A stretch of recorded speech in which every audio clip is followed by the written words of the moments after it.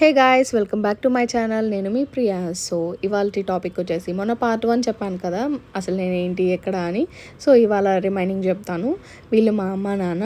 మా నాన్న లేరు, 2014లో చనిపోయారు. మనం ఒక్కగానొక్క కూతురు అనమాట.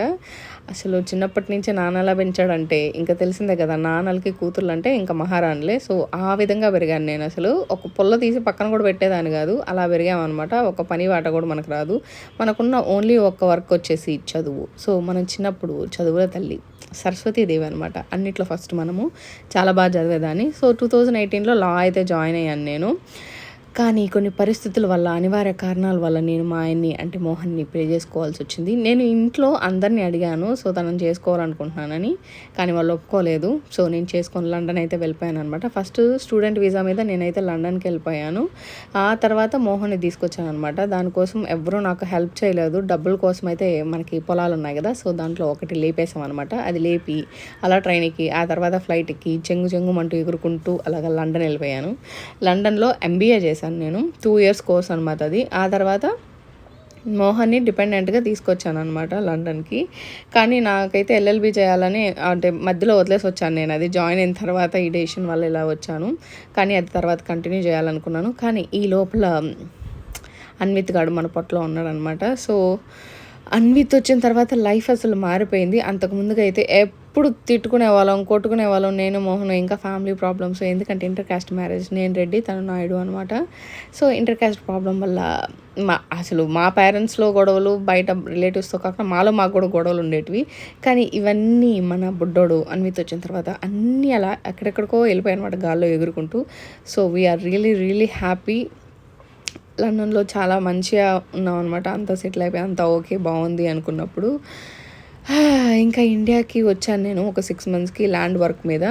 సో ఆ ల్యాండ్ వర్క్ అయితే ఆల్మోస్ట్ అవుతూ ఉంది, అవునట్టు ఉంది. మా వాళ్ళంతా నా మీద పగబట్టేశారు ఆ పని జరగనీయకుండా చేయాలని చెప్పి. సో ఎవరెవరు ఎలా పగబట్టారు, అసలు ఈ రాబంధువులు ఏంటి, ఎలా నన్ను పొడుచుకు తింటున్నారు, ఈ కథ అంతా డీటెయిల్డ్గా మీకు ఇంకొక రోజు ఖచ్చితంగా ఇంకొక వీడియోలో డీటెయిల్డ్గా చెప్తాను.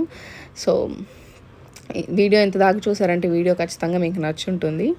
ఖచ్చితంగా మన ఛానల్ని సబ్స్క్రైబ్ చేసుకోండి, లైక్ చేయండి, షేర్ చేయండి, కమెంట్ కూడా చేయండి.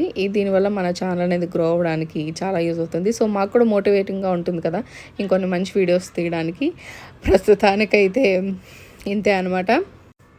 చెప్పాను కదా, నేనైతే ప్రస్తుతానికి ఇండియాలో ఉన్నాను. ఒక వర్క్ మీద అయితే వచ్చాను, అది ఇంకా అవ్వలేదన్నమాట. మా వాళ్ళందరూ నా మీద పీకలు దాకుంటే ఆ వర్క్ కానివ్వడం లేదు. ఎంత స్ట్రగుల్ అవుతున్నానంటే నేను అంత స్ట్రగుల్ అవుతున్నా.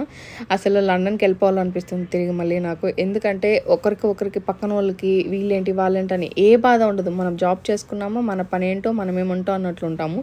కానీ ఇక్కడైతే అలానే కాదు. మాదైతే ఇంకా విలేజ్ అనమాట. విలేజ్లో తెలిసిందే కదా, అసలు ఎప్పుడూ ఒకరి మీద పడి ఏడుస్తూ ఉంటారు. ఒకరు బాగుపడితే అస్సలు చూడలేరు. మా పరిస్థితి కూడా అదేదనమాట. సో అన్విత్ ఫ్యూచర్ కోసం అయితే ఖచ్చితంగా మళ్ళీ నేను లండన్కి అయితే వెళ్ళిపోతాను. తన స్టడీస్ అన్నీ అక్కడే ఉండాలని నాకైతే ఉంది. వన్స్ మాకు అక్కడ పిఆర్ వచ్చాక, వీడియో అక్కడ సిటిజన్ అయిపోయిన తర్వాత మళ్ళీ తిరిగి ఇండియాకి అయితే రావాలనుకుంటున్నాను. అప్పటిదాకా అయితే మాత్రం అక్కడే ఉంటాను. ప్రజెంట్ మనమైతే జాబ్లెస్ అనమాట. So I'm doing videos and ఒక బొటిక్ అయితే స్టార్ట్ చేశాను రీసెంట్గా. ఆ పేజ్ కూడా లింక్ నేను కింద మీకు ఇస్తాను. ఎవరైనా ఇంట్రెస్ట్ ఉన్న వాళ్ళైతే ఖచ్చితంగా ఫాలో అవ్వండి. Thanks for watching. See you.